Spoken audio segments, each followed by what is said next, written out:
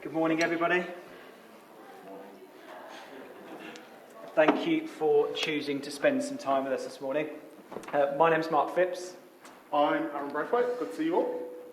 What would you do if you had more free time in the day? If you had more free time in the day, what would you do with it?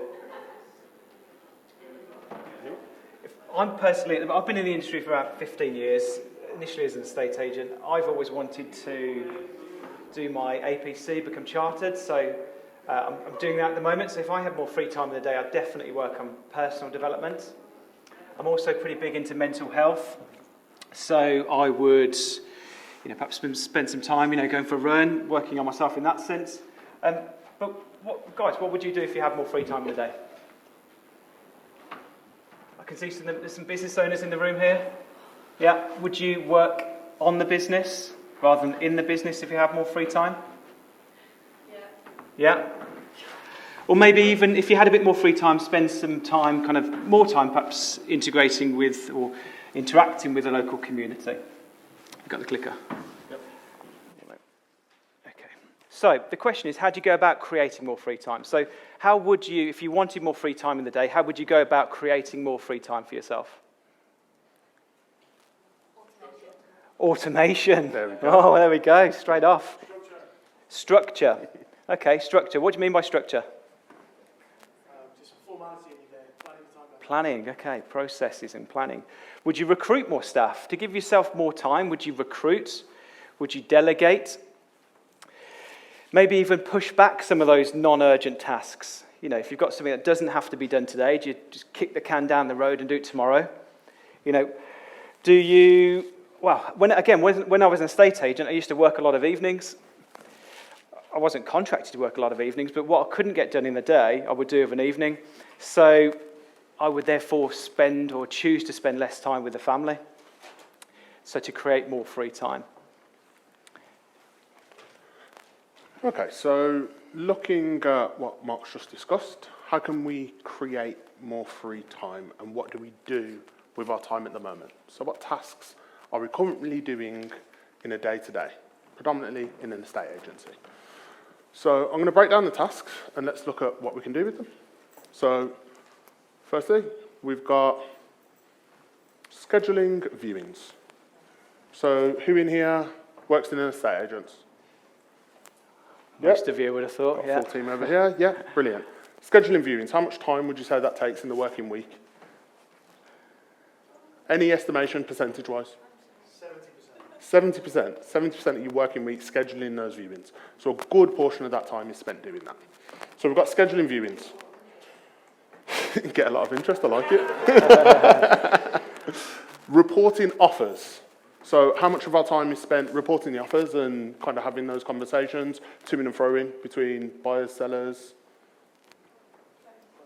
Anyone? Hopefully a lot of time. I can imagine it's Good been a bit portion. busy this year. Good portion. And then we've got adhering to the big one, compliance. Are we all spending enough time on our compliance piece? Definitely something that I like to champion. Hope you're all doing that. Very important. Yeah? And chasing feedback. Now, you guys said that you get a lot of viewings, so I'm assuming that you spend a lot of time chasing feedback. Yeah. Is that fair to say?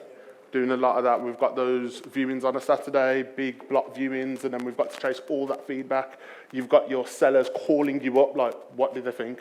Who wants it? So we've got that as well. Can I just ask, who in the room says they get 100% their feedback after every viewing? Who can confidently say they get every single Anyone? bit? Or they chase every single bit? Chase every single, okay, that's Chase good. it all? Don't get it all there. Not every single Okay, time. cool. And then we've got sales progression. Who's got a Sales dedicated sales progressor? Yeah? Yeah. Someone full-time, just work on sales progression? Okay, that's cool. Good portion of the day, working day. And then on to winning instructions, the lifeblood of the business. How much time are we actually spending winning instructions? How much time would you say the office is spending going out and having those conversations and going to market appraisals? Anyone? Not enough 60%? time, maybe. Cool. Solid. 60%. Good amount of time. And then customer relations, again, what feeds into what we do. That customer relation piece is what ends up creating the market appraisals to win the instructions and do all of the other stuff. So from all of those things that we do there, which ones of those tasks can we automate? So arranging viewings, we can automate that. Definitely automate that. Reporting offers, we can automate that as well. Automation is there to be used. Adhering to compliance, we probably should automate that. The biggest risk to organisations within the property industry is making sure that that compliance is adhered to. Taking out the human aspect of it effectively means that you are adhering to compliance at all times, especially in the AML piece, making sure that you're getting the reports on the individuals. And then chasing feedback. I feel like you guys are chasing feedback over there and you're like, if I could automate that, it'd make my life a lot easier. Is that fair? Yeah? Chasing feedback. And sales progression. We can definitely automate that as well. Leaving more time for winning instructions and the customer relationship side of things, which in turn feeds into the business and helps growth. Thank you, mate. So essentially anything that doesn't require human intervention should be considered for automation, therefore allowing more time for releasing that really valuable kind of human resource to spend more time on the human side of the business, winning instructions, and that customer relationship piece, growing market share, interacting with the community. So, what else does automation give us? Automation enables us to provide services on demand. You're not bound by the typical 9 till 6 opening hours, let's say, or 9 till 5, 50 hours a week, let's say. Automation enables you to be available on demand 168 hours of the week. Automation increases transparency. So your vendors are much more aware of what's happening across the whole length of that journey. They're more involved in that process. So you never get a situation where the messenger's being shot or you're the bearer of bad news. They're already aware of what's going on. It increases that visibility in the process. Automation improves efficiency, reduces or eradicates human error. Automation also improves data and pattern analysis, so enabling you to track trends in when people are and how people are engaging with your business. So it really improves reporting and management information. So you've got much more information there to your hand for you to be able to make really good strategic business decisions. Automation makes scalability of your business so much easier. And automation generates you time freedom.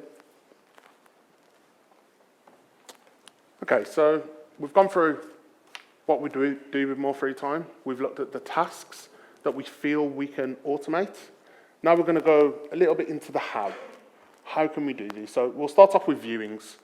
Now we've put some percentages there that you guys can all see that we're working on as a rough estimate of how much time a standard office in the estate agency will spend doing these particular tasks. So viewings.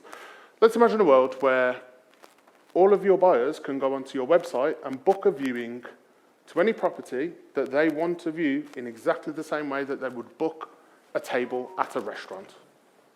Very simply, they put in the time, they go to the calendar, they book in, they receive a confirmation email, you receive a confirmation email, they get a text message the day before just to confirm that they are attending.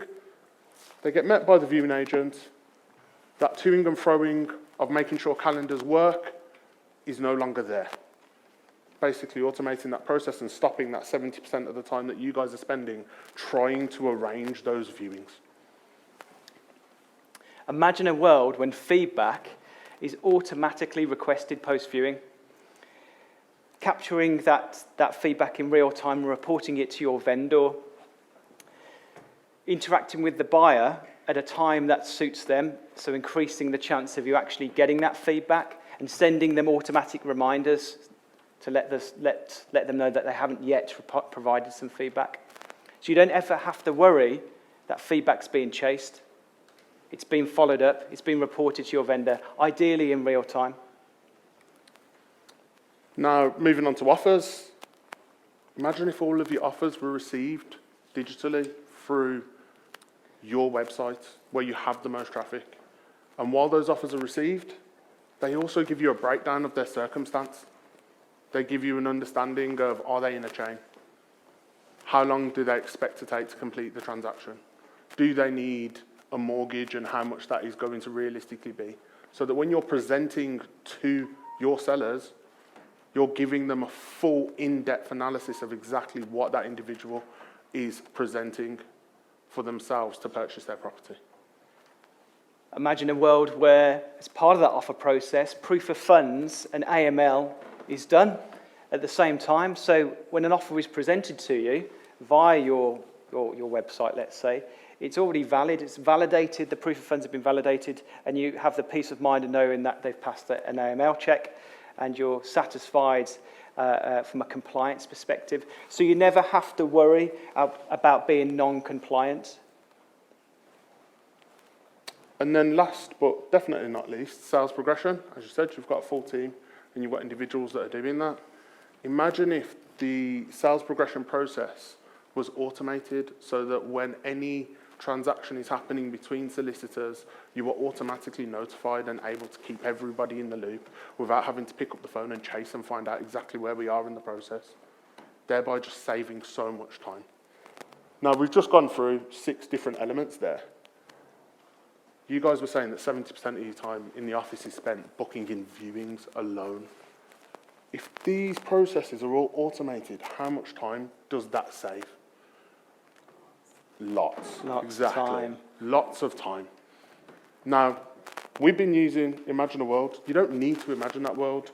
There are companies out there that give this automation, and we as an organisation champion automation and provide that to all of the agents that we work with because it is at the forefront of what we do. Automation is already here.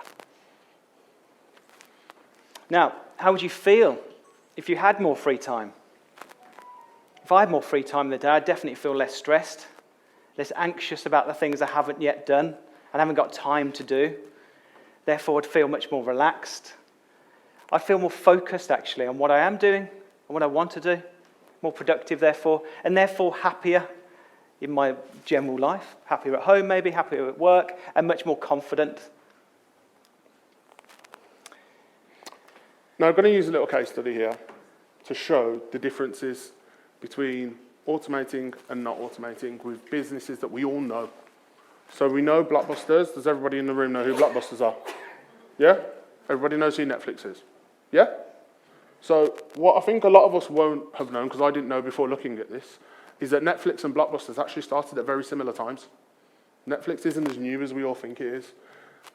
In the UK, Netflix would be in their inception, similar to Love Film, if any of us remember that. They did a DVD delivery service where Blockbusters had their retail. So there's a lot of information there. I'm not going to go through it all. The key point is when automation comes into play is in 2007. So while Blockbusters had market share, everybody knows Blockbusters, everybody used to go to Blockbusters, Netflix were challenging. And they looked into their process. Blockbusters had started doing the same thing, doing a delivery service. They'd started working on the same process. And Netflix said, how can we automate this? How can we make our product an on-demand service? And that's the key, on-demand. They made it so that everybody in this room could watch whatever they wanted, when they wanted, in their house. They made it so that they had an automated service, unlike Blockbusters. Fast forward 3 years.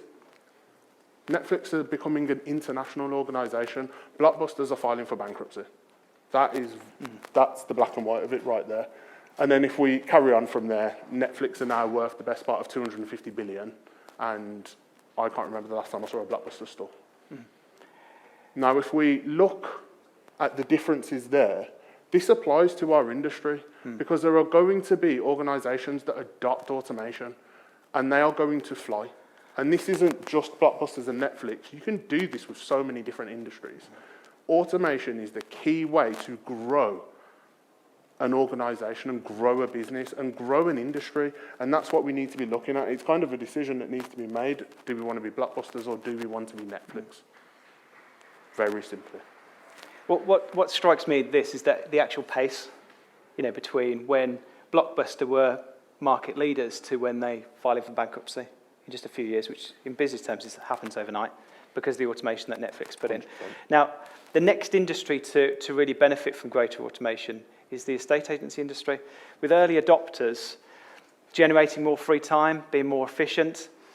They would have eradicated human error. They would be much more productive and would have grown their market share. With the early adopters, with the latecomers struggling to catch up and not be left behind. Automation's already here in our lives generally. We use it, you're probably using it every single day. We've got any parents of young children in the room? School-age kids? Well, I've got 2 young boys, 10 and 7. My wife and I use something called Parent Pay. We don't send them to school anymore with lunch money for their lunches. We put credit on their Parent Pay account. We can also check to see what is on the menu weeks in advance, maybe even decide with them the night before what they might fancy for lunch. We then are notified what they've chosen. It comes off the balance of their Parent Pay accounts, and we're notified what they've chosen that day for lunch. So when we're picked up from school, we can ask young George, how was your jacket potato? Or so you had the sponge pudding, what was it like? We can also see that George keeps choosing jacket potato every single day. Might have to have a little word with him about that. But equally, how easy is it? How cool is it that you can, if you need a cab, you don't get a cab anymore, you get an Uber. You can see where the local ones are. You choose them. They come and turn up. You don't have to exchange any money. It's super easy. Plus, you've got a really good audit trail, a paper trail of that interaction with that particular driver. How cool is it that when you turn up to your hotel, you don't have to wait in a queue. You can do self-check-in to get your room key. Same again, you turn up to the airport, you don't have to wait in a long queue, turning up hours in advance just to stand in a queue for someone else to check you in. You turn up with your bags, get your boarding pass, and check yourself in, go through security. How cool is it that you could do that again at a supermarket? You don't have to wait in a queue for someone else to serve you. You can scan your own items through in your time when it suits you. Amazon are taking it a next step further, aren't they? They're going to have staffless shops or something. You just turn up, You pick up something, you walk out, no money's exchanged, you haven't had to wait. That's automation on another level. Again, on the school thing, my wife and I haven't been to a parents' evening for a couple of years. We don't have to, and their school doesn't plan to do them anymore. We have parents' evening now via an app where it's a video call. I don't have to take time out of work to go. My wife could be at home, I could be at work. The teacher's either at work or at home. They're sharing their screen, and we have a much more productive and actually longer meeting with the teacher. Previously, I'd had to take time out of work, go and spend 5 minutes with them, sit in a school hall waiting, sitting on one of those old school benches for them to see us, and it didn't feel particularly productive. A great way to do it. What about automation when you're going to a restaurant, booking your table? Again, it couldn't be easier. You will get confirmation. There's no miscommunication. You know exactly when you're going. You get your directions to the restaurant, perhaps. Or maybe even the automation of the process of getting a takeaway. Last weekend, we, again, my own personal experience, we, as a family, wanted takeaway. Wife and I wanted a KFC. Kids wanted McDonald's. Previously, we'd have had to have gone in the car, gone to KFC, then driven to McDonald's. Probably taken the best part of 45 minutes, waiting in queues and this, that, and the other. KFC's gone cold because we went there first. Well, now we can just go on an app, choose what we want, get it delivered to the door, track the driver all the way to the door so we know he's there, open the door, there he is with our food. Haven't had to exchange monies, haven't had to leave the house, and the food's hot, which is most important.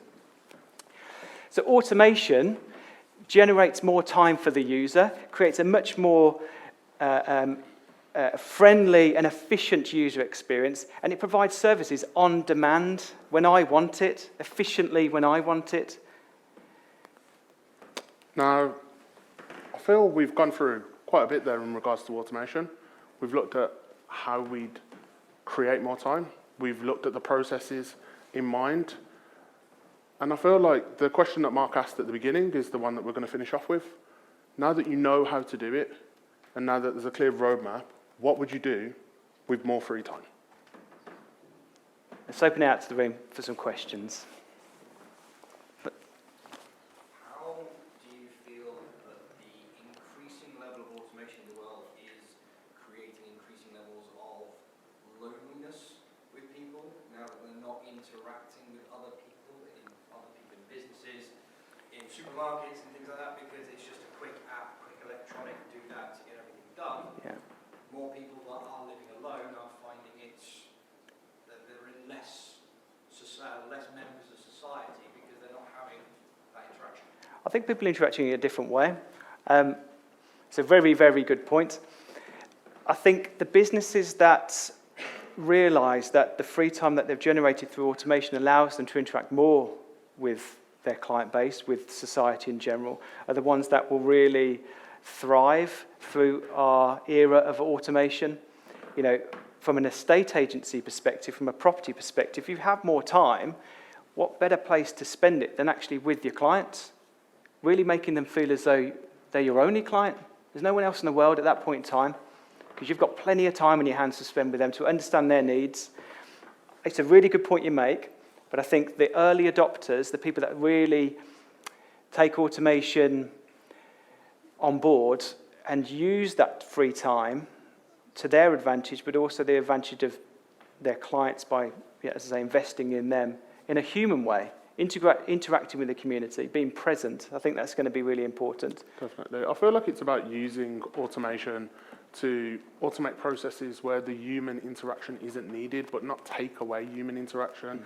It's about creating more time so that the human interaction is focused on and not rushed, because there's so many tasks in the day. So instead of somebody, we're going to revert it back to the property industry, having 10 minutes to spend with somebody on a viewing, they have 20, 25 to actually answer more questions, discuss the local community, and give more, and give a more valuable experience in that human interaction part, as opposed to that 10 minutes because they need to go and sort something else out, when you can use technology to automate that process. That's the way that we look at it. Like, it's not about taking away the human interaction, it's about creating more quality human interaction. Look, again, going back to my experience when I was an agent, I'd love to have the time in the day and the no stress and the pressure thinking, right, I've got to rush to do this, that and the other, back at the office. If I've got a really hot buyer, I'm showing them around a property, I'd love to be able to then go and show them around the local area, give them a bit of a tour, really sell the area to them. They shouldn't be buying off anyone else but me. But I couldn't do that because I had stuff to do. I had feedback to chase, offers to deal with, sales progression, manage the teams. And again, there's business owners and managers in the room here. You might not be booking viewings yourself or doing sales progression, but you've got to manage the team to make sure they're doing it, which takes you time where you could be working on the business. But if you're a neg, knowing that those processes are automated, you can actually spend time with the buyers because it's a human business at the end of the day. And actually, I think automation, what it will give people across all areas of society is time to really spend with other people. And that's the heart of the industry. It's a people business. Esther? How is the system handling vendor availability when you're allowing a person that you've not met before booking viewings online? Is it up to the agent to confirm with their client, are you available on Tuesdays, Wednesdays and Thursday afternoons? Or does the agent see that viewing come in and then have to contact the vendor? How does it work? It will be predetermined by the vendor. The vendor will essentially decide what their availability is and open up their diary to a degree, and then buyers will be able to then pre-select times, which will Very similar to booking in at a restaurant. Yeah. You have times that you slot and you work around that time scale. If somebody gives you a predetermined time that you can work around, you make your diary work to it. If you call through and somebody's like, okay, when are you available? Then it becomes a bit of a to and fro of trying to match up diaries. So if you've got one time scale already input, then that person just works around it. Yeah. And does the system still allow you to get calls when you're sort of I'm running 5-10 minutes late? Yeah. Does the system then allow communication in person to say, could you let the client know I'm running late on the 18th? Absolutely, yeah. I think you'd build in some leeway either side. You'd have there's the ability there to, as I say, to allow for traffic issues. Automation could bring in a situation where you've got live traffic alerts, updating everyone involved that there's a problem on the motorway, so therefore you're automatically letting people know that they might be late. That's what automation allows.